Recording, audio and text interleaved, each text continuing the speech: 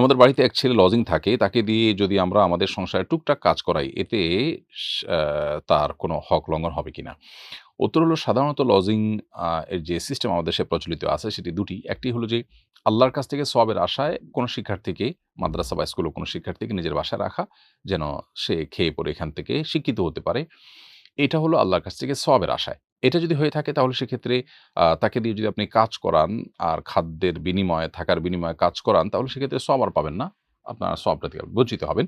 আর যদি এত ঠুনকো বা হালকা পাতলা কাজ হয় যেটা আসলে সচরাচর আ পারিশ্রমিক হিসেবে দেখা হয় না, বরং খুবই হালকা পাতলা এবং সেটাকে সেও বা যেকোনো মানুষ থাকলেই সেটাকে করত। এরকম যদি মনে হয় এবং এটাকে পারিশ্রমিকের মধ্যে ফেলা না যায় বা সচরাচর অন্য সবাই করে টুকটাক কাজ এরকম যদি হয় তাহলে সেক্ষেত্রে সেটি আপনার সওয়াবে কোনো প্রকার ব্যাঘাত সৃষ্টি করবে না ইনশাআল্লাহ তাআলা। আর যদি আ লজিং এর ২য় সিস্টেম হয়ে থাকে অর্থাৎ আ সে আপনার সন্তানদেরকে পড়াবে তার বিনিময়ে আপনি তাকে থাকতে দিবেন এবং তার খাবারের ব্যবস্থা করবেন। তাহলে সেক্ষেত্রে তার বিনিময় তো পরিষ্কার। এরপর অতিরিক্ত যে কাজ করাবেন সেটা তার প্রতি অবশ্যই জুলুম হবে। আ যদি সেটা যথাযথ আ আপনার সমাজে যে প্রচলন আছে তার বাইরে হয়, আপনি তার উপরে কাজ চাপিয়ে দেন, তাহলে সেটি অবশ্যই অন্যায় হবে। আর যদি বিষয়টি এমন হয় যে তার কাছে এটা পরিষ্কার যে আপনি তাকে কাজও করাবেন, আবার খাবার থাকার দিবেন এবং বিনিময়ে সন্তানদেরকে পড়াতে হবে। তাহলে এটা পার্ট অফ তার আ ডিউটি সে করবে, তাতে অসুবিধা নেই। কিন্তু সেটা ক্লিয়ার থাকতে হবে আগে থেকে। আমার মা নানির একমাত্র মেয়ে। নানা-নানির বিচ্ছেদ হলে নানির আরেক জায়গায় বিয়ে হয়। সেখানে নানির কোনো সন্তান হয়নি। আমার প্রশ্ন হলো, নানির সমুদয় সম্পত্তির মালিক কি আমার মা হবে? নাকি ২য় স্বামীর আত্মীয়স্বজনরাও পাবে? উত্তর হলো যে, আপনার মা যেহেতু একা, অতএব আপনার মা অর্ধেক সম্পদ পাবেন।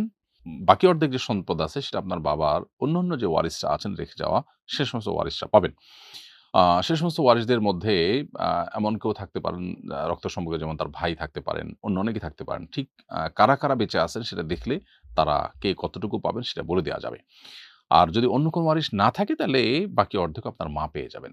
কিন্তু আপনার নানির যে আ আরেকটি বিয়ে হয়েছে সেখানে যদি কোনো সন্তান হয়নি, সেখানে সেই স্বামী যদি বেঁচে থাকেন তাহলে তার একটা হিস্সা সেখানে থাকার সুযোগ আছে। আ যেহেতু তিনি স্বামী অবস্থায় আপনার নানির মৃত্যু হয়েছে। অর্থাৎ তার বিবাহে থাকা অবস্থায় মৃত্যু হয়েছে। সেহেতু তার একটা হিস্সা থাকবে যদি তিনি বেঁচে থাকেন। আর যদি তিনি আপনার নানির আগে মারা যেয়ে থাকেন এবং সে ঘরে কোনো সন্তান না থাকে তাহলে আপনার আ নানির সেই ঘরের কোনো ব্যক্তি কোনো সম্পদ পাওয়ার সুযোগ নেই। কারণ তারা কেউই আপনার নানির রক্ত সম্পর্কে আত্মীয় নন। তো আমি